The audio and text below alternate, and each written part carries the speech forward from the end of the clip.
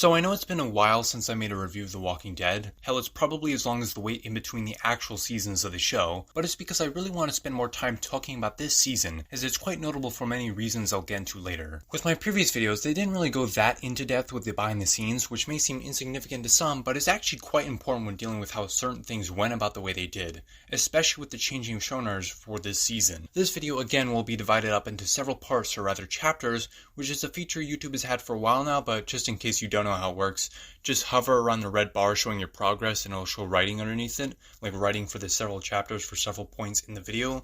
So feel free to skip to whatever episode you want to hear about, as I go through some important behind the scenes info that is crucial to understanding why the show went about the way it did, and clear up some misconceptions and info I messed up on earlier seasons. One of the things I wanted to clear up about my Season 1 review is within the 4th episode, and it's my pronunciation of Vados. So yeah, it's not pronounced like how I said in the video Vados, it's pronounced Vados. Another important thing of note is the emails Frank Darabont sent out after a lot of the drama behind the scenes for Season 2 specifically. Now, I've already gone over a lot of those details regarding his firing and how AMC was super cheap with the show, but I never actually showed even a part of the emails he sent in regards to all of this, and it's quite vicious. While something can be said for his threatening to hunt down people, beyond that it's quite understandable why he'd respond this way. They made a man who's renowned for some of the best adaptations to work on some of the worst conditions for a show, with a massively reduced budget and having people who just straight up didn't do anything to help or care about the show beyond the profits they can make, taking forever to write a script. It's quite apparent he cared about the quality of the show, and with slashing the budget by at least a quarter, showed his interests were not in their mind. AMC did not care how much the show took to make, as long as it was cheap and their profits were huge, which makes it all the more confusing when you take into account how early they renewed each season, usually after the first or second episode comes in. So if you're so careful with how you spend money, to a pathetic degree, why renew an entire 16-episode season that will still cost tens of millions based on 1 or 2 episodes doing well, especially considering Season 7 had a major fall-off in its premiere in terms of viewership numbers. Like, the first episode got like 17 million viewers, and then the next episode got like 12, and then 11, and then eventually settled to about like 10 to 11 million viewers. And then by the end of like Season 9, they were averaging maybe like 4 million viewers. So yeah, and just for reference, Season 3 was renewed on October 25th, 2011, when only 2 episodes of Season 2 had been released. Albeit with Season 4, they took until December to actually confirm it was going to happen. So, there's that. And weirdly, after looking around enough, I could find some remnants of what Frank Darabont had wanted for a show. Granted, a lot of this is from Reddit, so take it with a grain of salt, but here's some of what they said. So besides the stuff I mentioned in the previous seasons, apparently part of Season 2 would involve a pervert televangelist broadcasting during the group's search for Sophia. Now, I legitimately could not find any evidence of this. When I searched it up, all I get is stuff from the other AMC show called Preacher with Dominic Cooper, who is younger Howard Stark in the MCU, but hey, maybe at one point it was an idea. But with all that out of the way, it's time to see how people responded to Season 3 of The Walking Dead and how it affected the rest of the show. Because it sure did. The Season 3 finale, as I've already stated in the previous video, was quite disappointing. Andrea and Milton died in pretty pathetic ways, rendering their subplots meaningless. There is no actual war, unlike the one this season had been building up to, and the governor just kinda killed everyone then dipped. It was, to put it bluntly, a shitty tactic to stretch it out for another half season and garner more views and money. Maybe because the prison set was that, a set. They wanted to get as much footage of it as possible before destroying it, because it cost a lot, so dragging this out was the only way to do so. Actually, if you look at the making of the finale, it's pretty eye-opening. Also, this is funny. This is the episode that finally shows the governor for who he is? Yeah, sure. This episode is the one where the audience will realize he's bad. Okay. Is, without a doubt, my favorite gun, right here. Oh yeah, didn't think they'd ever had Shumpert talk. And since he dies in between this season and the next, or Season 3 and Season 4, thought I'd show this, so you can actually hear him.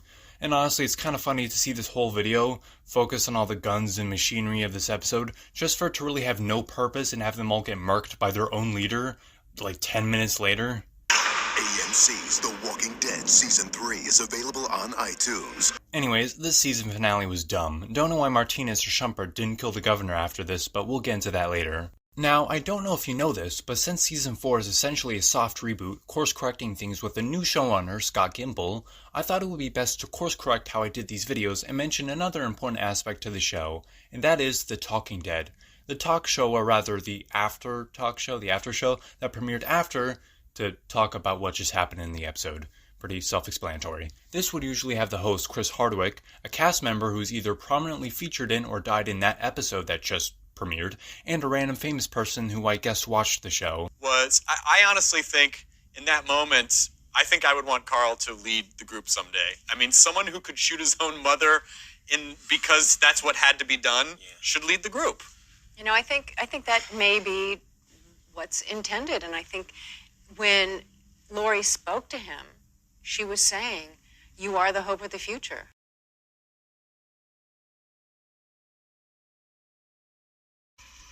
I have to do this. In fact, the first episode they did, which was for Season 2's premiere, What Lies Ahead, had James Gunn and Patton Oswalt in it, and James Gunn is doing that new Superman movie, so that's cool.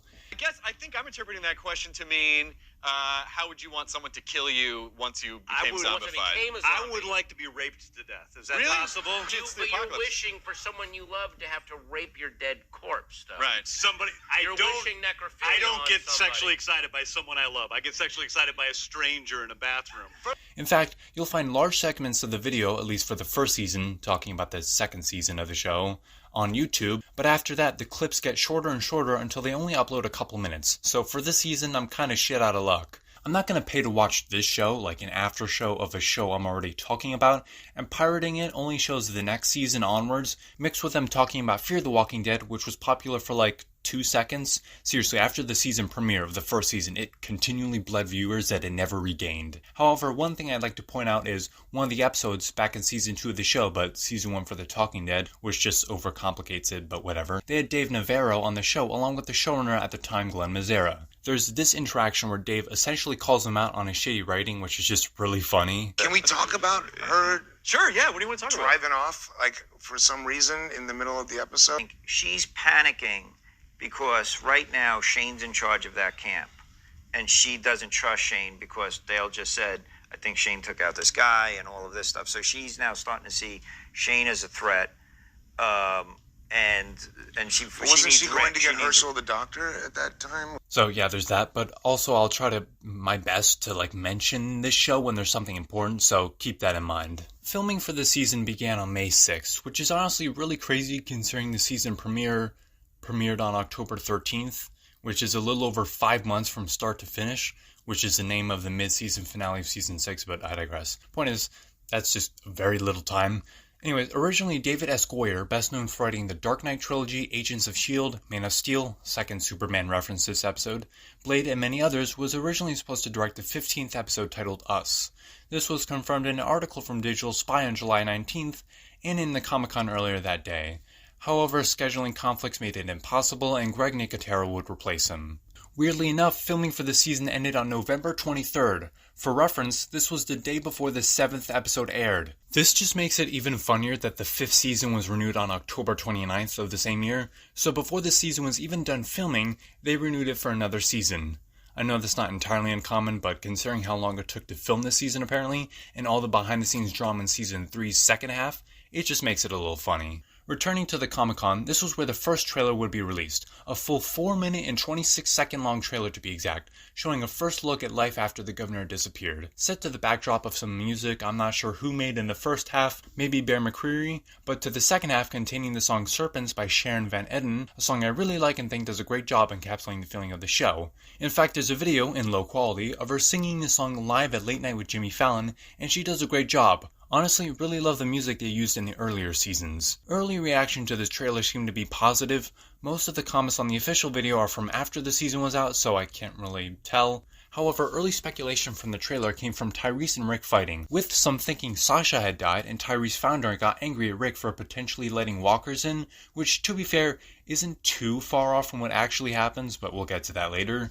And funnily enough, despite this trailer being extremely long, it really only shows the first 5-ish episodes, so they really made the most out of what they shot. The trailer was a very big hit with fans, as looking back on the Wayback Machine, around a day after it came out on YouTube, it had garnered just under 500,000 views. By the time the actual show started premiering, it had just about 6 million views, and the day after the second half of the season premiered, so the 9th episode, because it's split up into 2 blocks of 8 episodes, one from October to December, then another from February to March, sometimes April, but by the time the second half started premiering, it had just about 6.6 million, with it now sitting at about 7.7 million.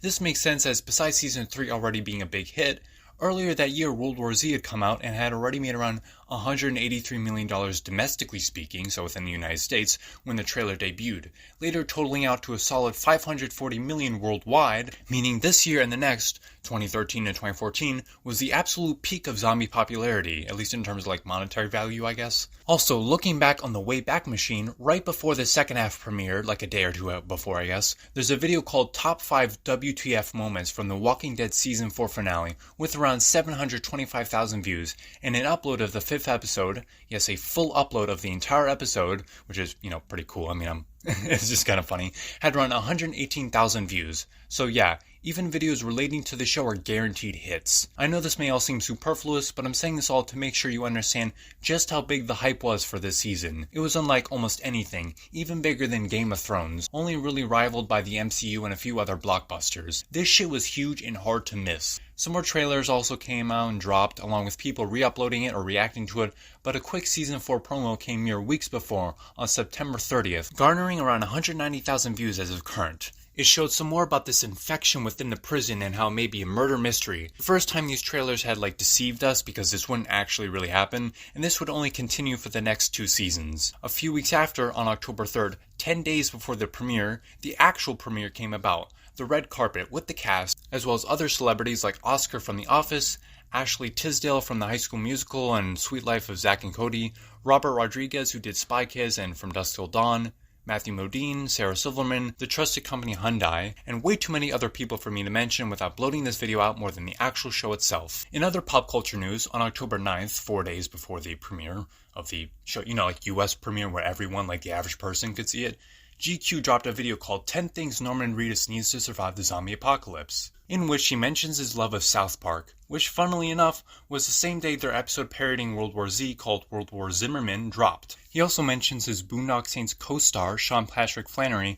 who is on his coffee drinking cup. Funnily enough, on change.org, you can find a petition Holly Johnson made 13 years ago, so likely around Season 2's premiere date, for him to appear on the show. It had about 169 supporters as of now, although it's likely been closed for a while. And now, with it being October 13th, or at least, to set the mood, Sunday night, it's time to talk about the actual show. Episode 1, 30 Days Without an Accident, sees Rick becoming a farmer, ditching his much more violent nature Season 3. He's even gotten pigs on the prison and has grown crops. Wait, what? Yeah, how did he get the pigs, and how exactly can one grow crops on a prison? Or in a prison? It's not like he really cares about them anyways, as he tells Carl not to name them and get attached, as it makes it harder to kill them. This is a sentiment we'll see right at the end of the season, so keep an eye out for that. But on the bright side, the prison's brought in some new people like Bob, who's just kind of casually introduced. Alright, he's a cool character, so it's fine. He's ready to help Daryl and the others out on a supply run, including Beth's new boyfriend named Zach, played by Kyle Gallner, most recently seen in Smile 2. He lasts about as long in this show.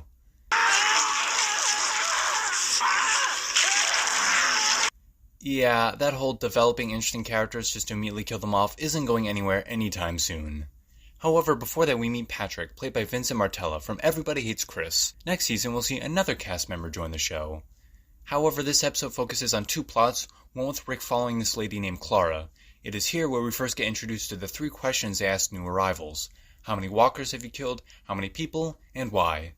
However, for Clara, her answers are much more depressing, as we learn that her husband died and she is unable to kill him as a walker, opting to take her own life instead, as Rick is reminded that life is not safe outside the walls. An idea I really like and think is done pretty well, and pretty compactly. It's done within 1 episode, so good pacing. Albeit I would have liked to see more of their average day. I guess it's where the second plot comes in, with the group going to the supermarket on the supply run, where it's revealed Bob has an addiction to wine. A very real thing to happen in an apocalypse we'll see developed later on.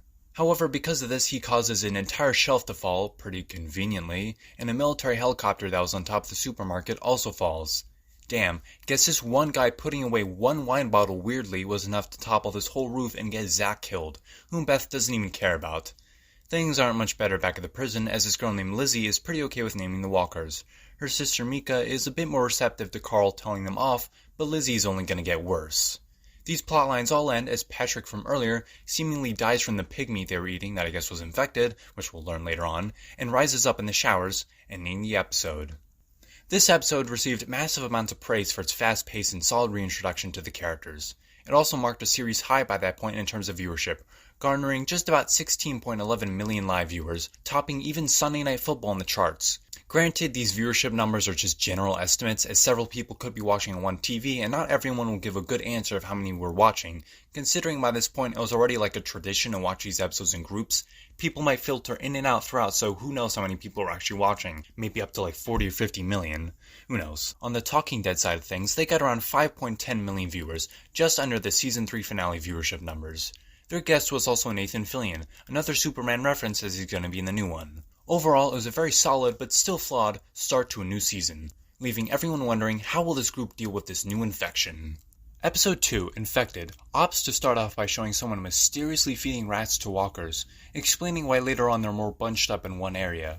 Don't worry, it's stuff that's not very interesting until episode 14. Either way, Patrick's walker has caused a lot of trouble, or Patrick as a walker. Either way, he's infecting several people until they're put down. This is the episode where we also see that Karen, played by Melissa Ponzio, I think that's how you pronounce it, Melissa Ponzio, from Season 3 and Tyrese are in a relationship. Something I'm sure won't go anywhere bad.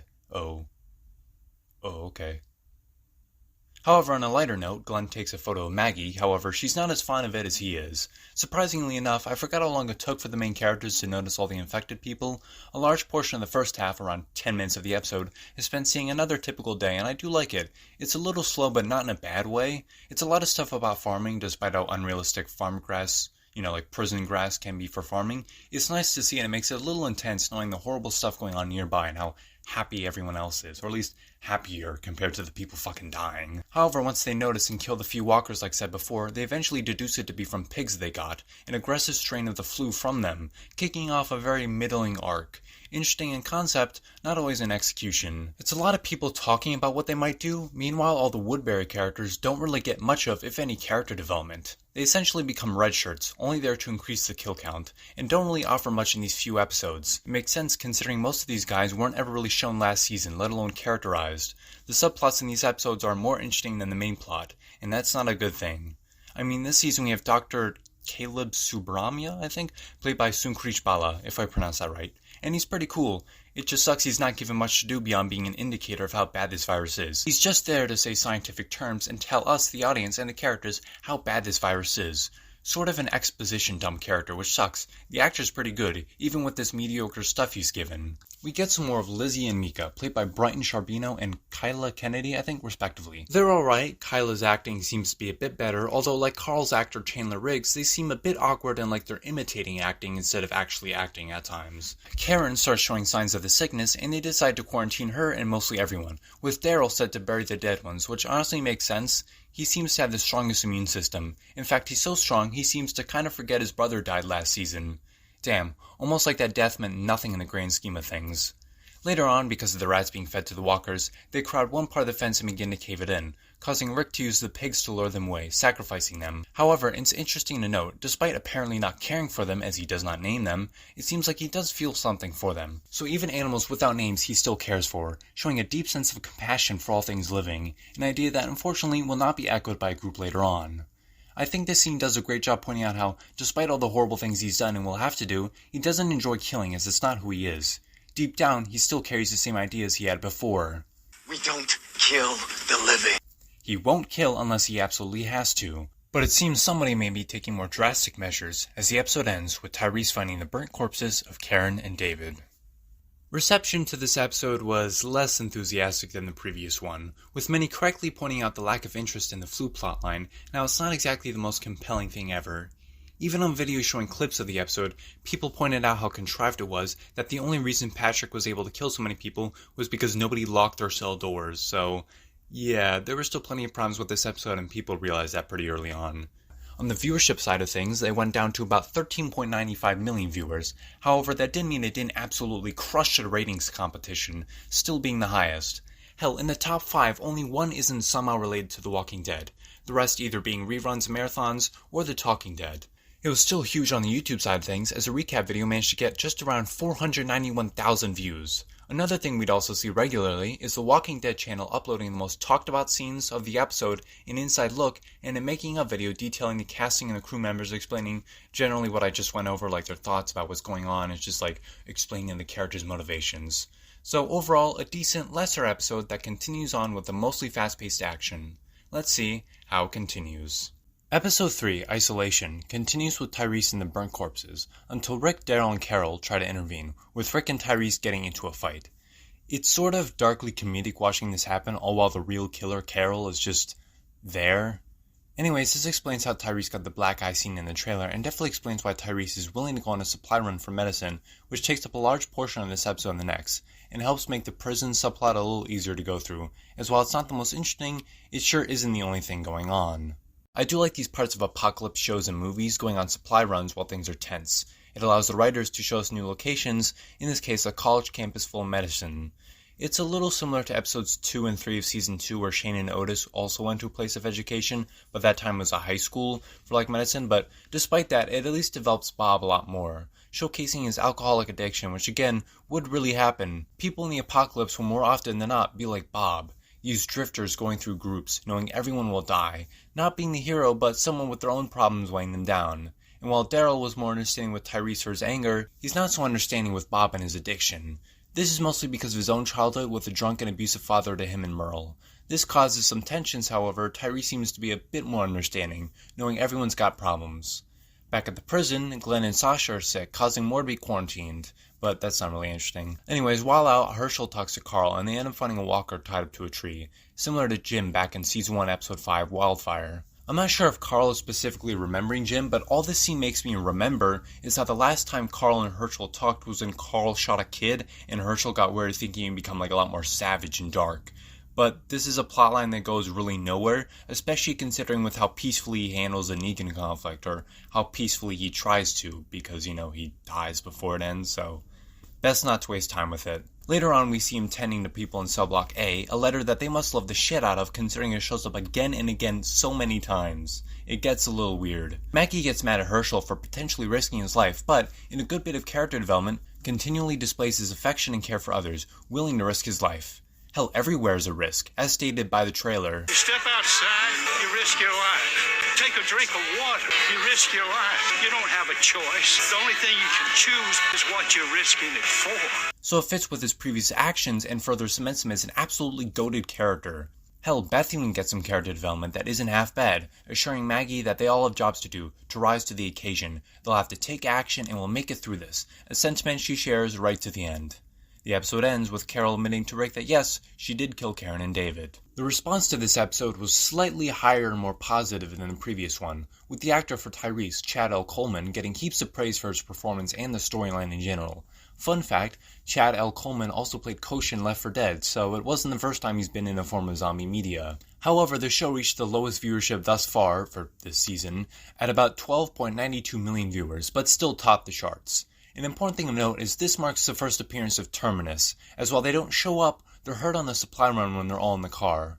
I kinda wish this was set up last season, but considering their comic book counterparts are significantly different, it's possible this idea was just made within this season. Still, it makes me wish Season 3 and 4 were combined for just one awesome 16-episode season. Think about it. Have the Woodbury people turn on the governor in the first big battle and go to the prison in episode 8 to 9, leave Oscar and Axel alive along with Andrea, Milton, and Merle, maybe even the military people as they too turn on him, along with Martinez and some others like Shumpert actually getting character development, more reluctantly and gradually show us arc that's seen later on this season throughout the flu episodes to keep us more entertained, and so it's not so rushed. Like you have the stuff with the governor episodes, instead of just being solely about the governor, you sprinkle it throughout the other episodes so it's more gradual, it's not rushed. Then have the big battle around episode 12 to 13, have Merle kill him or at least sacrifice his life saving some others, showing he's actually improved as a character throughout several episodes so people remember him in a more positive way. Andrea doesn't die in some stupid way because she lives way longer in the comics, I believe. Have her help most of the Woodbury people onto the bus to Terminus and have them actually survive, at least some of them. Similar stuff to the second half of the season, but with quicker, regrouping, because everyone takes half the season to regroup in the show, but have them regroup within an episode or two. Maybe have Terminus be disguised as a military meetup, like how Fort Benning was or something like that, and then so on and so forth. I don't know. Basic ideas like this to make it more compact and engaging and reach an actual conclusion by the end of the show, hopefully. Either way, on the Talking Dead side of things, the episode got around 4 million viewers, so about a third of the viewership numbers of the episode, or a little under, but still. Overall, this remains another solid, if not exemplary, episode continuing this flu arc, but adding some new interesting things. On the pop culture side of things, on October 31st, a few days after the episode premiered, Norman Reedus went into the Conan show to talk about the show. It then had clips uploaded onto YouTube the next day, where it now sits comfortably at around 3.8 million views. Within that clip, Norman mentions how he destroyed kids at a paintball game and was given a breast implant from a fan. But as the clock struck 9 p.m. November 3rd, it was time for a new episode to be shown to the public. Episode 4, Indifference, largely focuses on Rick banishing Carol, giving her a car and some supplies to make it. Since nobody has been able to make the tough decisions, this is one of the first times Carol has done so, which does make sense. It may seem a little dramatic, but considering what she's gone through, it really isn't that out of left field. Maybe a little bit, but hey, it gives us a chance to meet some new survivors. Sam, played by Robin Lord Taylor, the Penguin in Gotham, and Anna, played by Brina Palencia. While they're not in it much, hell, Anna dies before the episode even ends, which is annoying, way to waste a character, it is still nice to see new places. Granted, with this show, new places are often deserted towns, clearings, and seemingly the exact same forest, but I'll take it. The narrative is strong anyways, and showcasing Carol's willingness to do the hard things definitely comes back later, several times, and shows Rick that he still has to be a leader, no matter how emotionally draining it may be. Back with the supply run group, Bob talks to Daryl, explaining his addiction, to which he seems a little bit more understanding and sympathetic. Nice. Oh yeah, and apparently Michonne's been looking for the governor, which doesn't really matter since he finds her later, but whatever. Either way, the episode ends, like said before, with Carol and Rick going their separate ways, Carol exiled from the group. Critical reception to the episode was mostly the same, albeit in different aspects. Instead of focusing on the action as the highlight, they enjoyed the character work between Rick and Carol. Interestingly, this would be the writing debut of Matthew Negretti, who would write about 23 episodes for the show, which isn't long, but he would still stay up until the end of season 9, so impressive. So he'd write a couple episodes a season. This was also directed by Trisha Brock, who directed the very good episode Clear. This would also be notable for being the episode to actually feature the song Serpents from the trailer, so that's pretty cool. Viewership also went up to about 13.31 million viewers, and for The Talking Dead, 4.34 million. Not everyone was happy with Rick banishing Carol though, surmising that Daryl wouldn't exactly love this decision either.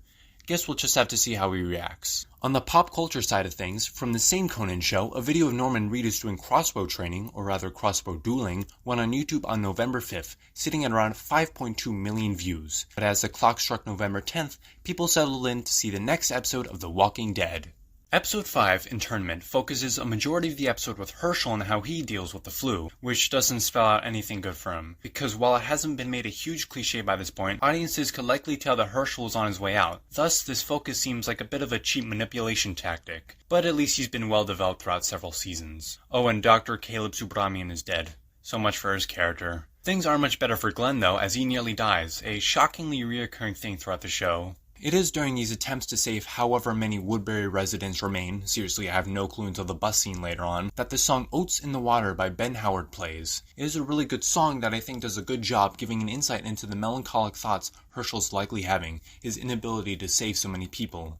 As rushed and uninteresting this flu subplot was, this episode does have some bright spots, not literally, in how it develops Herschel and just how dangerous a flu can be without modern medicine. It does a decent job showing the tension and the terror of something like this so quickly destroying a community of once healthy and happy people. Eventually, the flu gets so bad a full-on scene happens where more than 2 people are interacting. Wow, impressive. Because this whole subplot just has 2 people talking in really dark areas for 5 minutes. It gets old really fast. Oh, and Lizzie's trying to help a walker because she's only going to become a bigger problem later on. Seriously, I don't know why no one gets rid of her first. She's so clearly just presenting a threat, but whatever. Eventually it gets so bad that the walkers from outside get in, and so Rick and Carl have to do a sort of father-son bonding moment where they shoot the hell out of them. A decently tense and fun moment. Glenn nearly dies but gets saved, and honestly, this won't really affect him much, so it's kind of pointless. Eventually Daryl and the others return, and he goes to ask Rick about Carol, but we're much too busy seeing them being watched by the governor, marking his return as the episode ends. Gonna be honest, by this point I almost forgot he was in the show again. Really weird pacing. Reception to this episode was incredible, calling it one of the most stressful episodes of The Walking Dead, being a well-developed episode showcasing Herschel as once again an extremely likable character. However, viewership was down to about 12.20 million viewers, but once again, it still topped the charts. In fact, I'm pretty sure the show stops topping the charts once COVID hit, so yeah, I'm really only going to mention it when it's really significant, because it just tops the charts for several years, so there's no point in mentioning every time. It just kind of like makes it meaningless. Oh, and now might be a good time to bring this up officially. I kind of love these promos of each individual episode because of the super serious voice announcing that Hyundai is presenting it. Hyundai presents. This continues on for quite a while. If it's not Hyundai, it's Xbox, but we'll get to that. Either way, as the clock struck November 10th, the episode started, but so did a promo video and sneak peek. This happens for every episode, so I'm only going to mention it when it's important, since that'd be too overwhelming and bloat this video out otherwise, but the sneak peek showed about the first minute of the episode after the governor slaughtered his men and officially freaked out Martinez. With all that setting the stage, it's time for the new episode. Episode 6, Live Bait, shows us what happened to the governor in the months between Season 3 and 4, and here's where the timeline gets kinda iffy. So apparently Season 3 ends on the 4th of July. Honestly, don't remember anything to indicate that within the episode, but alright. But between Season 3 and 4, there's been a 6-month time gap. So apparently, the governor was just on his own, surviving with really no will to live for 6 months. Yeah, I find that hard to believe. But to be fair, this time skip allows us to see Woodbury burning in a pretty cool shot, and some more of Atlanta, as well as the song The Last Pale Light in the West by Ben Nichols. It's a really solid song, and does a really good job of showing the passage of time, including the lines from the governor talking about himself. He just lost it. Who? Man in charge. It's a decent bit of self-reflection. However, it's a bit funny he took the name Brian Harriet when it was written. Like, what if he came across someone who knew Brian Harriet and then just killed him for taking someone else's identity? Or at least, that created some tension so they didn't trust him. Either way, this is where we get introduced to Tara and her family Lily and Megan. Their father David is sick, and this sends the governor to look for oxygen tanks, where he starts to show some character development and tries to get rid of his older persona. I will admit, it's funny seeing the governor, this guy who used to be really scary and have power over people, be brought back down to earth by Tara and the others. Eventually, all the work they do for David is for naught as he dies, with the governor starting to revert back to his old ways, protecting the others and bringing them out far away, where he then proceeds to sleep with Lily right next to the others.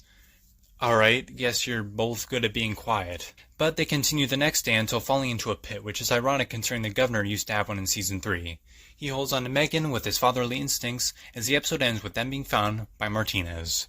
This episode, originally called Rise, which seems more fitting for the next episode, but whatever, was less positively received by critics and audiences, finding the lack of action to be a disappointment. Personally, I was fine with that, but it seemed that this episode was simply unengaging for some, which garnered just about 12 million viewers, a bit down from the previous episode. Either way, people were still clamoring for the next episode, which had a sneak peek showing the governor and some new characters, along with Martinez, coming across a decapitated body with the word liar written on it.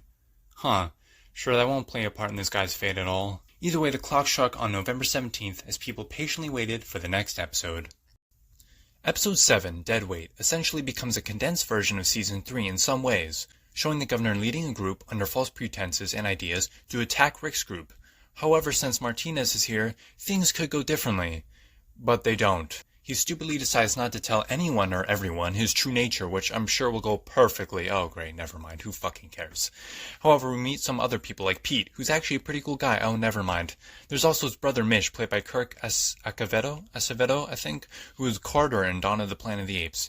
Here he's similar in character, being an asshole who wants to take over this group briefly seen, but don't worry, they almost immediately disappear and never show up again. Kinda like Randall's group in Season 2. I really love when that happens. Totally doesn't feel like a waste of time. Anyways, the governor cements his love for Lily, his father role over Megan, and Tara begins flirting with this character named Alicia. So, that's cool. During a run when Pete is still alive, we come across a scene we saw in the sneak peek, whereas besides liar, we see rapist and murder written on other bodies. These are sort of parallels to who the governor is, albeit he didn't actually rape anyone in the show, just came really close to it, which is still disgusting, but in the comic books he did. It's very gruesome, so I won't explain it. However, it's here where the governor tries to finally bury his past, a nice way of showing a sort of redemption. However, when Martinez wants to share the crown, the responsibilities of the group, with him, it forces the governor back into his old ways. He's seemingly unable to cope with not being the leader, and a scene where his escape is blocked off by walkers and mud sort of symbolizes this.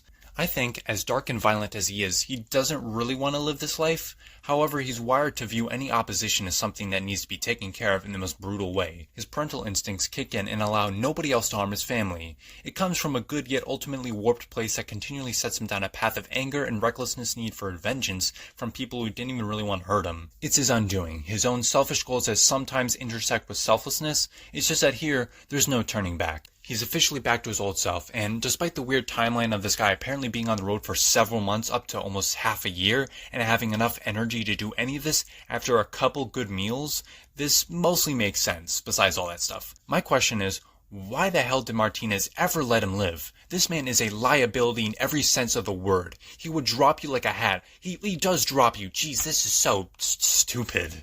The crazy part is, this one action, or rather inaction, sets in motion the events for the rest of the series. If Martinez killed him or banished him from the group, he would never have the resources to wage war against Rick's group, leading them to lose Beth, killing the Terminus cannibals, finding Alexandria, connect to several communities, destroy the Saviors, and also kill John Locke from Lost. So, there's that. So, if you really think about it, this guy really is the most destructive character of the series. If anything, he's the real villain. His stupidity basically killed off hundreds. Damn, this guy really fucked up. Anyways, the governor gains full control of the group and starts to launch his attack on the prison, as the episode ends. Reception to this episode was not positive, garnering the show's first rotten score this season, and first rotten score since last season's finale. A lot of criticism was placed at the rush yet also boring subplot of the governor, only really getting people excited for the next episode, not the current one, or even the one before this one, citing the episode as a repetitive rehash of Season 3, which honestly is an entirely valid critique. Despite how much I personally enjoy these episodes, it's best enjoyed if you actually ignore previous events, as it's essentially a course correction of the utterly incoherent soap opera antics of the last season. It still is, very flawed in a lot of ways. Viewership was also down, in fact the lowest of the entire season, and the lowest in Season 3 Episode 15, This Sorrowful Life, with this episode garnering around 11.29 million viewers, so yeah, the lowest thus far, but still pretty good. But actually, this would be the first that I can recall that something else other than The Walking Dead or football was in the top 5. In fact, Real Housewives of Atlanta and Sophia the First were 4th and 5th. Impressive. However, as I'm sure a lot of you are waiting for, it's time for the clock to strike 9 p.m. on December 1st, starting the month, but ending the first half of the season. Episode 8, Too Far Gone, is as fun as it is flawed, because despite the fact that the plot is actually moving again, and we finally get the demise of the governor, some of what we get is just disappointing. It doesn't help that Season 3 was the one that naturally built up to this conclusion, as it wasn't really as well built up this season, rather rushed together without much planning. In this show, things just don't make sense. Hell, even the part where the governor captures Herschel and Michonne is kinda lazy. They're just on their own and poof, the governor appears and takes them. Lame. And Michonne getting captured as well is really stupid, but also kind of hilarious considering she apparently spent several months searching for him. Because, you were searching so hard for the governor when he really wasn't hard to find. The only thing he did after killing all those guys at Woodbury was take their big-ass truck, set up camp with some tents they just happen to have, don't know why, but okay, and sleep in the middle of a fucking clearing for all to see while you guys were driving near the area to pick up the rest of the Woodbury people. Seriously? None of you guys found each other during that moment? Or how about when he brought the aforementioned big-ass truck crashing through Woodbury and set it on fucking fire? No? Nobody saw that or heard it or... I don't think they would hear... they could hear, the truck crashing, but none of that was, registered in your mind? You didn't see that? You didn't even smell the smoke during how many, of your supply runs? Because I'm pretty sure smoke happened. You would see something. You would see, hear, or smell something. I'm sure you could smell some of the smoke because it was a big-ass fire. Not even any of the survivors you pick up, like Bob... There's no way Bob or anyone else didn't come across him with his big-ass beard just walking around and be like, hey, there's this guy walking around, he kind of looks like this. It might be kind of random to mention that, but I don't know. I'm sure it would come up in conversation. People would be like, hey, wait, that's the governor. Lead us to him. Or, I don't know, where'd you last see him or some shit. Matter of fact, these characters all seem to cover very little ground but never encounter each other. And this only gets worse later on, especially in Season 5. However, there's a slightly interesting deleted scene that even gives Mitch some character development. However, the problem arises when Herschel very unsubtly, very blatantly, implies that the governor is not named Brian, and that he's really just lying to them, and hell, he even takes a swing at Mitch himself, but nothing ever really comes of this, because when we get to the big speech scene with Rick offering them a chance, nobody on the opposing side seems to really join. Well, except for Tara, who, funnily enough, is the only one Rick directly talks to in his speech. You, in the ponytail, is this what you want? Is this what any of you want? But I digress. Mitch doesn't ever use his knowledge of Brian being a faker and abuser, and nobody seems super interested in what really happened to Woodbury, and what the governor's role was in it. Hell, why doesn't anyone from Woodbury come out to testify against the governor and how he's crazy? Oh, and how he sexually assaulted Maggie, which might turn some of them against him. Despite that, this speech is great, hits all the marks and then some, showing Herschel that Rick still has his humanity, even for a monster like the governor. Alas, as the title suggests, the governor is too far gone, and sadly kills Herschel, robbing us of one of the best characters and actors in the show. Rest in peace, Herschel, but also, mainly, Scott Wilson, the actor. You did a tremendous job with a tremendous character, and you will not be forgotten. Oh yeah, there's also this subplot with Lily and Megan, but like Penny in Season 3, she too dies. But this time because of like some random walkers under the mud? Yeah, okay. That's totally not at all contrived and stupid. Seriously, they didn't know how to kill her character, so they were just like, yeah, fuck it. Walkers under the mud. Really stupid. Either way, Lily brings Megan to the governor, but he doesn't care, so yeah, kind of pointless in the long run to do this whole, oh my gosh, now he cares about this girl, and he cares about her like he has fatherly instincts. Now he doesn't really care. I get it's to show that he's too far gone, but it kind of feels a bit redundant and like pointless and repetitive. Whatever. The walls start going down as Rick engages in a fight with the governor, but he seems to massively overpower him. Kinda crazy that a dude who only recently started having full meals and actually giving a shit about his health is able to take on Rick, but I digress. It seems like Rick is done for, but the governor gets stabbed by Michonne. Damn, didn't know he took it from the back. Anyways, Rick meets Carl and surveys the situation, and it's sad. I mean, I can't believe they took down those fences they spent so long on. Oh, also, the prison's gone and Judith's dead. Well, not really, Judith isn't really dead, but getting back to the bigger picture, this is an incredibly powerful moment, all of it. The prison was almost a character within itself, being the longest we've ever seen a community be stable, and now it's gone. The characters have nowhere to go, everyone's fleeing, and it sets the stage, making us wonder where they're gonna go. The prison is gone, the governor is gone, finally done in by Lily, who shoots him in the heart, harkening back to a promise he made to Megan, to cross his heart and hope to die. Herschel's gone, meaning the group center of morality, beyond Glenn, who's just sleeping his way through all of this, by the way, is destroyed. Everything is destroyed. Man, if only Martinez killed the governor. Reception to this episode was incredible, to say the least. It also marked the start of Seth Hoffman's involvement, as he wrote this episode and would go on to write several more episodes until Season 6, Episode 12, when Rick and the gang attacked the Savior's satellite. So I wrote a bunch of episodes, and I'm gonna, mention them. In fact, I'm gonna try and mention who wrote and directed each episode from now on, as Ernest Dickerson directed this one, just to try and, highlight it and, give props to the proper people. The episode had a viewership of 12.05 million, but the positive reception would do wonders down the road. Pretty much everything was praised, especially the deaths and the destruction, and it's easy to see why. It's a whole new show now, reinventing itself, and we'll see that during the promotional material during the few-month break.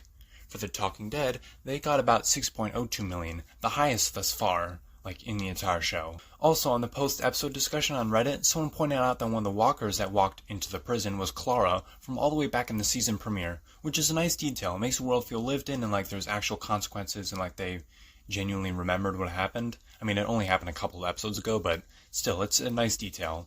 Now, it's going to be hard to go over everything that happens in this break, as it's a few months, and this show is such a huge hit, and it was, especially when it was coming out, that there's always going to be a new video or a new, piece of news that I'm always going to find later. But by this point, the trailer had reached just about 6.3 million views, judging by the Wayback Machine. Funnily enough, a mid-season premiere trailer aired the day after this, a quick 35-second video mainly reminding people that another half of the season will come next February, garnering around 400,000 views. Despite that, a lot of the top comments only had a few likes, which is kind of weird, but it's happened before. However, it did at least show a couple new locations the characters will be in, with a slightly larger focus on Rick and Carl, which makes sense for the main characters, and how the former is dealing with the beating they just took. The music in the video comes from Two Steps from Hell, and it's titled Love and Loss, and starting in January of 2014, January 2nd I think, it would be accompanied by some new promotional images hinting at Terminus with the train tracks and the words Don't Look Back. All of this really emphasized that these characters were on their own, which is weird considering they could have made the farm a waypoint, a place to stop at and regroup. I know the walkers were overrunning it, but they could have tried again with the bigger crew they got from Woodbury, or they could have just try to find some other place. They really should have expected someone to try and destroy their place, and they should have set up another place for them to all meet up and regroup, because the second half kind of starts to drag when you realize that. They could have done this and they could have made 2-3 episodes. They really could have just made season 3 and 4 into one season, so they didn't have to drag this all out, but I digress. Anyways, news of these promotional images came with the explanation from Scott Gimple that Carl was going to have to step up because of wildly different circumstances. But in reality, he just meant that Carl would bitch and moan for a bit, occasionally becoming a darker character, then the writers and Scott himself would pull back and chicken out of it. It's really annoying and stunts his growth, thus making his late-stage demise a little harder to care about. Either way, as more images showing each character or each group of characters started being released, so did another promotional video titled Don't Look Back. Released on January 17th, the trailer hit some familiar beats but also increased the gore and even briefly showed Glenn, ensuring viewers they didn't forget about him. Kinda hard to, he's a pretty huge character. Hype was huge, it was hard to miss, and a week later a much more official trailer would come out, garnering 2.6 million views. The majority of it would be the people involved explaining what's going to happen, how they need to find a new home, how they're always on the run, and... What's great about the second half is there's really personal moments between our characters. Ah yes, because the show has never done that before. Okay, obviously a majority of this is PR talk, hitting generic talking points like, oh, the characters are in a wildly new environment, so you have to watch this. It's going to be super cool, and they're going to change, and it's going to be really epic, trying to get people to watch because obviously they get some money.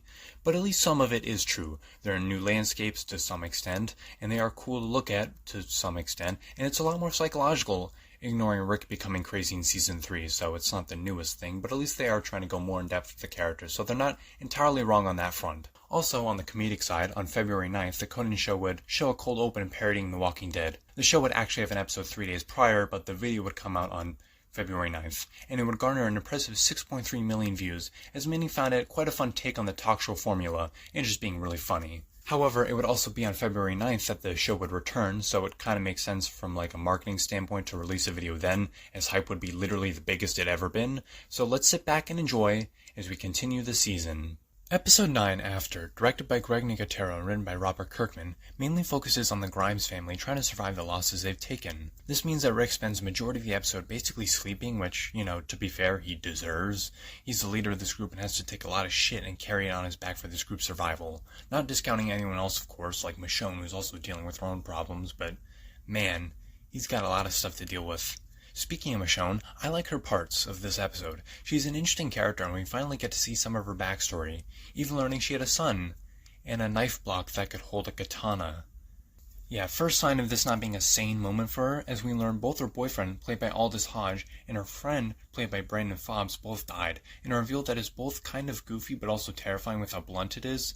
It's a nice change from the surprisingly humorous scene that I wish we saw more of. Although I don't love the Vine-sounding thud, sound effect. It's kind of goofy, I will admit. Although I do believe this sort of explains the two walkers Michonne had at the end of Season 2 being these guys, and I like that. Honestly, Michonne has to be one of my favorite characters this season, or just in general, despite how easily she gets kidnapped by the governor. I'll give Scott Gimple and some of the writers shit, but at least they know how to write a female character, unlike Glenn Mazzara from Seasons 2 and 3. Also, usually episodes that focus on a few characters aren't well received, and though this one isn't perfect, no offense, but Chandler Riggs' acting needs some work. Thankfully, this show can give us some memorable characters. Speaking of Carl, this might be the first time he sort of leads an episode, going on his own journey to find some pudding. Very nice. Again, the acting isn't the greatest, but you can tell he's improving, and the scenes do show him taking on major responsibilities and growing as a character. Coincidentally, he's growing as an actor, so at least there's that. Throughout all of this, Carl has been assuming that Rick is dead and comes close to shooting him, but a name call gets him to stop. Eventually, Rick improves and starts to, heal when Michonne finds him, leaving the episode on a slightly positive note. Reception to this episode was also mostly positive, albeit some of the pacing was criticized. Makes sense, these boomerang episodes as they're called, really focusing on a few characters, can kind of ruin the pacing, but thankfully it sort of works here. This would also be Chandler Riggs' favorite episode, as well as the episode that started the trend of airing only a day after in the United Kingdom. Usually these episodes would air 5 days after the US airing. Basically the episode would air on the specific date that I've been mentioning, and then 5 days later it would air live in the United Kingdom, but starting with this one, it's only 1 day after, so that's cool. Viewership was also high, going up to 15.76 million. Either way, as the clock struck on February 16th, it would be time for another episode to air. Episode 10, Inmates, directed by Trisha Brock and written by Matthew Negretti and Channing Powell, aims at widening the scope. It mainly focuses on Mackie, Sasha, and Bob, but still shows us plenty of the others, like Glenn, who escapes after finding a riot suit and pushes through all the walkers in a destroyed prison, carrying the same orange backpack in Season 3, Episode 12. Eventually he finds Tara, who is of course having second thoughts, and also reveals to Glenn that Herschel died. This is a powerful moment that cements Stephen Yeun is an incredible actor, just like an Invincible, or rather a voice actor in that case. You believe Glenn's guilt, especially considering he was basically knocked out cold, not just sleeping as I erroneously said earlier, during his death. And as the episode continues, we also see Daryl and Beth, with Beth clinging onto the hope that they're not the only survivors, even if it seems that way. On a lighter note, it turns out Judith is safe, having been saved by Tyrese, who's joined with Lizzie and Mika. There is still plenty of tension going, as during an attack, Lizzie gets dangerously close to killing Judith, and Mika shoots a walker, resulting in dual development. Lizzie's mental problems is worse, as she believes walkers are still people, and Mika is getting enough confidence and competence to kill them. They end up getting saved by Carol, who's finally back and isn't super excited to see Tyrese because of, stuff. They find a man who tells them of Terminus, so at least we know why they're going there too. It is kind of cool to see just how big this place's reach seems to be, that even random people are talking about it like it's the end-all be-all of civilization and like a safe haven. This is enough for them as they set off, a very problematic group who has a shit ton of secrets and behaviors which will only cause problems down the road. Going back to the people I mentioned first, the trio finds a bus full of Woodbury people that left during the attack. They think Glenn might be infected in there, and thus Maggie clears the bus. She doesn't see Glenn, but sees literally everyone else is infected or dead. This is really lame. Saving Woodbury has become all but a fruitless endeavor that wasted our time.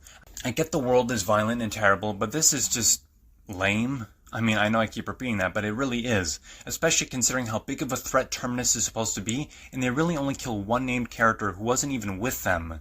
However, something that's not a waste of time is the ending, which finally gives us 3 new characters. Abraham, Rosita, and Eugene, who feel straight out of a comic book, which is both good and bad. Reception to this episode was somewhat positive, although most thought of it as a housekeeping/transitional episode, there to basically show all the characters and make sure everyone keeps track of them, without necessarily making any meaningful developments. Viewership was down to 13.34 million, but still higher than most episodes in the first half, showcasing the hold the show had over everyone. Either way, the clock would strike on February 23rd, and a new episode would be seen. Episode 11, Claimed, directed by Scythe Man and written by Nicholas Beatty and Seth Hoffman, focuses back on the Grimes family, which I'll just include Mishonen, along with Glenn's group, but also focuses on the arrival of the Claimers, who I think are one of the best antagonists. I don't know why they're terrible people who vaguely follow rules, but the raw way they're presented in as well as their placement is great. Albeit they feel a bit weird without any build-up before, like no way they wouldn't have been seen on any supply runs with how aggressive and fast-moving they are. Despite this, the scene where Rick is hiding alone in the house is tense and shows just how merciless this group is, even to their own. This episode, while not super remembered as far as I know, coincidentally marks the start of Murder Jacket Rick, as he strangles a claimer named Lou and takes his jacket, so it kinda marks the end of Farmer Rick, and then Murder Jacket Rick is the beginning of this episode. So that's kind of cool. He also allows one of them to see him, the guy getting choked out near the bed, which will have disastrous consequences for them in the season finale. With the other plot, we learn of Abraham and Rosita's mission to bring Eugene, a scientist, to DC. A plot point I wish they genuinely went with, at least in some way. I mean, the one they end up doing is a lot more disappointing and really leads to the show's downfall in a way as well. But that's for later seasons. It's not like the worst thing ever, it's just the way they go about it is a lot less interesting. It kind of feels like a cop-out. Anyways, Glenn wants to find Maggie, but Abraham is incredibly dedicated to his mission. This causes some walkers to find them via shouting, and some shooting occurs, wherein Eugene shoots their vehicle. This at first just seems like him being a Redditor, someone who talks all high and mighty but actually sucks balls, but we later learn this was intentional. Slow down the trip because he's full of shit. Eventually they go to find Maggie as the Grimes family sees a sign for Terminus, proclaiming, "Those who arrive, survive," as the episode ends. Reception to this episode was pretty good, highlighting the growing relationship between Michonne and Carl, deepening their mother and son bond. In fact, this family is easily one of the best things of the show, and comes closest to replicating what a normal, non-apocalypse family would look like, and I really enjoy it. Viewership was down, but still at a strong 13.12 million, and 2 days later on the 25th, another trailer would be released, this time back to a song from Portugal the Man called Heavy Games. Weirdly enough, it serves as more of a recap with only a few moments at the end showing you things, so there's that, and it will also get around 53,000 views. But as the clock struck on March 2nd, a new episode would be released. Episode 12, still, directed by Julius Ramsey and written by Angela Kang, is another bottle episode, this time focusing on Daryl and Beth. This doesn't seem great at first because, aside from a few standout moments, Beth is a real nothing character, and I'm getting tired of just constantly seeing abandoned buildings in the woods as a location. Thankfully, this episode manages to do 2 things, making me care even more for Daryl and care in general for Beth, as they confide in each other, and also show another location, a country club. However, the real interesting part is when Beth finally gets to drink alcohol, in this case moonshine, and they play Never Have I Ever, where we learn just how much of a toll Daryl's life has had on him. This leads to a tender and beautiful moment where Beth and Daryl hug, solidifying their familial relationship. Daryl, as we'll see throughout the show, constantly blames himself for every misfortune, and it's a really tragic but complex addition to his character. Eventually, they end up burning down the house they were in, signifying them moving on as the episode ends. I know that was kind of quick, but the episode doesn't have that much plot. Either way, reception to said episode was quite positive, although not without criticism of the slow-moving plot. Viewership was down to about 12.61 million, but again, still incredibly high, at least for a cable show at this point in time, because no others were coming even close to this. However, on March 6th, a clip from the Jimmy Fallon Show was uploaded onto YouTube, showing Norman Reedus reading romantic text messages. You better be ready for an attack from the smooch monster tonight. There you go. Kissy face emoji, kissy face emoji, kissy face emoji. The video would garner around 1.7 million views, which makes sense. An episode around him and Beth did just come out. But as the clock struck on March 9th, a new episode would premiere. Episode 13, Alone, directed by Ernest Dickerson and written by Curtis Gwynn, actually opts to show a bit more about Bob. This includes a sort of flashback showing Bob going through life with boredom, further cementing how relatable he is. Honestly, most of us would be him in the apocalypse, drifting through groups that always end up dead, ending up alone, like the title of the episode. It's also backed by an amazing song, Blackbird Song by Lee DeWise, which I've listened to numerous times. It also shows how he met the current group, being questioned by Glenn and Daryl with the 3 questions that we saw in the season premiere. In present time, we actually see him and Sasha have a relationship, which is a really heartwarming one, and again, a nice change of pace from all the bleakness that surrounds them. We also see some more of Daryl and Beth, which continually builds their bond, teaching her how to use a crossbow. We also continually learn about Beth and how she appreciates life and those unchanged by the horrific events of recent, like people that go through all this terrible stuff, but they're still kind of like a good person at heart. Damn, I sure hope she doesn't get kidnapped and later killed, making all of this pointless. Well, at the very least, we get some funny moments between them. Going back to the others, Maggie finds a message about Terminus, and Bob and Sasha, who split up for reasons that just sound pointless in the end, talk, with Bob explaining that since he's not alone and has someone to be with, he's much happier. He's finally found a group of people to be with that won't just die. Eventually, the episode ends with Daryl reluctantly joining the Claimers, led by Joe, and the others meeting up and continuing towards Terminus, as Glenn finds a similar note about the place as well, finally explaining how pretty much everyone ends up where they do in the finale. Reception to this episode was quite positive, praising the development as well as a proper introduction to the Claimers and Joe. Well, technically in episode 11 we saw him, but here we get a proper introduction and interaction with the main character. Anyways, viewership went up a bit to 12.65 million, and as the clock struck on March 15th, we got an official trailer, this time for Terminus itself. With a weird filter on it, it showed what we already saw, but the video, which got 47,000 views, served as an official video to remind people how each group became aware of Terminus' existence and why they're going. It's a supposed safe haven. But, as the next day came, so too did another episode. Episode 14, The Grove, directed by Michael Satrazemis and written by Scott Gimple, is a very unfortunate episode. Not because it's bad or anything, but because it's sad. Oh, I rhymed. Anyways, this is the episode where things finally go off the deep end. We learn that Lizzie was the one feeding the rats to the walkers as she did in the prison. Good lord, she just gets worse. However, Mika shoots another walker, proving her competence even further.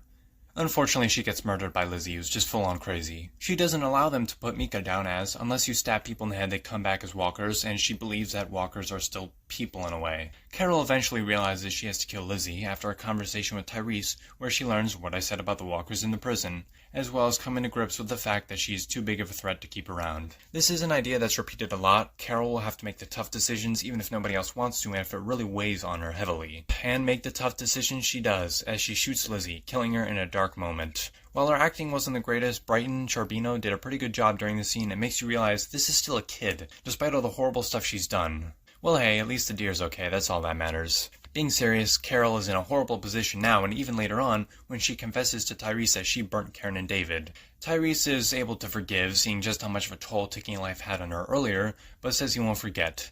And as the next day comes, they all, including Judith, head off for Terminus. Reception to this episode was universally positive, praising the performances and the depth.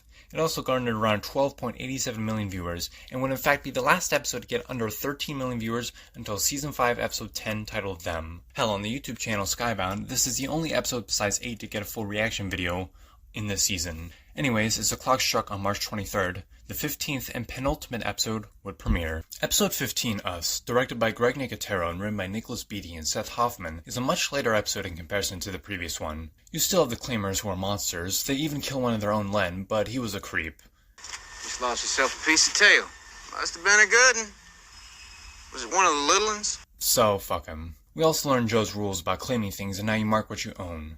Back with Glenn's group, Tara gets hurt, but Glenn wants to keep going, causing Rosita to call him an asshole for abusing her trust. This would be quite funny if Glenn revealed she was with the man who killed his wife's father, but I digress. Rosita doesn't have much of a character, unfortunately, beyond being a stereotypical sassy Latina, which is unfortunate. The actress Christian Serratos is good when she's occasionally given something to do, so sucks that she's so underdeveloped. Back with Claimers, we get some more insight into Joe and the group. Funnily enough, one of them looks like that savior guy Daryl and the others meet at the beginning of Season 6, Episode 9, but that's, I don't know, might just be like my eyes being weird. Anyways, we also learn Joe does not tolerate lying and will beat you, but also his philosophy of how sad it is when an outdoor cat thinks it's an indoor cat. Back with Glenn's group, him and Tara split off from the others as Eugene confesses his attraction to her, even though he knows she's lesbian. Eugene, everyone, awkward as always. I will say, though, I do enjoy this episode. For some reason, these plot lines just intrigue me. I feel as though the Claimers are a lot more realistic than the Governor, as he has a shit ton of plot armor, and these guys don't. And also seeing Daryl subtly point out how monstrous they are and try to integrate with them is really fun to watch. Along with the subplot of Eugene and the others, makes for a fun group. Albeit Abe is a bit of an ass towards Rosita, and I don't like it. He's kind of like way too mean towards her. But this fast-moving plot does make for an engaging episode, and even though it's still dark in general, seeing Glenn meet up with Maggie and the others makes it worthwhile. They group up and talk, wherein the others learn that Eugene might have a cure, and he suggests maybe they go to Terminus for like a brief pit stop. Back with the Claimers, they also talk about Terminus, with Joe saying it's full of shit, which is technically true, but heartbreaking that such a terrible person made such a good point. Speaking of Terminus, Glenn's group reaches there and is greeted by Mary, back to a song called Be Not So Fearful by A.C. Newman, giving this episode possibly the most hopeful feeling ever. Reception to this episode was positive because of said tone and ending, all hyping things up for the finale. Viewership went up to about 13.47 million, and 4 days after, a poster would be released showing Beth has survived. Wow, I can't wait for her storyline. I bet it'll really matter in the end and not feel pointless at all. Anyways, with the clock striking on March 30th, it's time to prepare yourselves for the season finale. This is what's been building up to and what we'll have to deal with in Season 5. What is gonna happen? Episode 16A, directed by Michelle MacLaren and written by Scott Gimple and Angela King, is a really underrated finale. It even gives us one last look at the prison before moving on. We finally learn why Rick took on farming, being told by Herschel that he's not spending enough time with the kids, and his violent life will impact theirs. In the present, the Grimes family continues moving towards Terminus, until getting kidnapped by the Claimers. And Joe says this interesting line. Shit, and I was thinking of turning in for the night on New Year's Eve. Okay, I know people can lie, but if he is telling the truth, this creates some problems. So apparently it's been 6 months since Season 3's finale, which took place on July 4th last I checked, so by that logic it should be well into January then. Because it's been a couple weeks, I guess, since the prison fell. I don't know, I'm gonna get into that in the next review, but still. This is kind of confusing because there's no snow scene in the show, like, until Season 9's finale, so how is it January or even December? Whatever, I'm gonna mention this a few times because this show has a horrible sense of time, considering Seasons 4 through 8 take place over 4 months. Yeah, I call bullshit, especially with how Carl ages, but okay. Anyways, Daryl tries to plead their case, but this ends up getting him beat as Rick gives Joe some neck, resulting in a hickey I don't think he'll be able to hide the next morning. With this, Rick goes full murder jacket mode, also called murder beard mode depending on who you ask. Point is, all the Claimers are fucking dead. They are gone. Eventually daylight comes as Daryl and Rick talk, with Rick calling him his brother. A powerful moment since his own brother was so estranged for a majority of the apocalypse and they rarely had good memories. He's finally found a family he can belong to. On a side note, why did Rick wait until sunlight to clean up the blood? That shit's gotta have diseases, considering how those people acted. There's no way he isn't sick. Either way, Rick drops off a machete with a red handle and some other weapons. But aside from that, they make no real tactical decisions before going inside Terminus. Like, I don't know, leaving one or two of you guys nearby to shoot at the others in case shit goes down. Anyways, they go inside and meet the leader, Gareth, played by Andrew J. West. It's fun because you can tell he gets angry some of his victims got the drop on him and caught him off guard, but he tries to hide it with a smile, along with his brother Alex, as they kind of basically introduce them to Terminus and pat them down for weapons. Things seem okay if you're a fucking idiot, until they stupidly wear everyone else's stuff, like the riot gear that Glenn had, the poncho that Maggie had, and the pocket watch Herschel gave to Glenn all the way back in Season 2. A standoff occurs wherein Alex is shot, and the others are corralled into a train car, with none of them realizing they're being played. Eventually they're placed in the train and see everyone else, leaving the finale on a dark but epic note as Rick says this. They're screwing with the wrong people. Wait a minute, that isn't how I remembered it. They're fucking with the wrong people. Ah, that's better. Being serious, this was censored because despite all the horrible shit that happens throughout the show, somehow cursing is the real issue that can't get past censors. Yeah, okay. Also, this line comes at a very different time in the comics. In fact, it's after Dale, who was still alive, kind of, was captured and partially eaten, like Bob in Season 5, and then dropped back off in the church. Also, a few things to note is this line. All the camps got overrun. People started finding this place. I think it was instinct, you know? Follow a path. Usually when instincts are talked about, they're in tandem with animals, or at the very least here it is. We see a reversal of the season premiere, when Rick didn't name the pigs that they were going to eat, and here, none of the Terminus people call our characters by their real names. Just things like Samurai Lady or Archer. So, you know, they're kind of like not naming them so they don't care as much when they kill them, because, sorry, surprise, they're going to try and murder them. But anyways, that was Season 4. The finale got rave reviews, citing the pacing and the cliffhanger as major positives, as this reached a high of 15.68 million viewers. This show had done the foundational work, as flawed as it was, to create a truly loyal fanbase, and it's truly impressive just how much they screwed it up. Either way, something of note was a shortened version of Transformers 4's trailer played during this episode's commercial break. A terrible movie, by the way, but I digress. Anyways, talking about viewership for one last time, on average, this season garnered around 13.3 million viewers, a 20% increase from Season 3. Overall, this season was a success for AMC, but was it actually a success for us? Was it actually good? No, but it's decent. It was far more consistent than Season 2 or 3, but not as much as 1. It felt more often than not that it favored drawing things out rather than keeping it airtight. Now, I like fluff. I like some fluff. The key word is some. But there's some in each episode, and that sum adds up to be a lot. Things feel pointless, especially with how the Woodbury people are handled. The governor felt thrown in, but I can't exactly blame this season for that. It paid for the sins of the previous ones and somehow managed to keep people interested. That's noteworthy no matter how bad it may be. Overall, it's a season that feels like set up for more interesting ones. Also, I've been talking for too long, so I want to keep this short. Anyways, I hope you enjoyed, and I'll see you in the next video.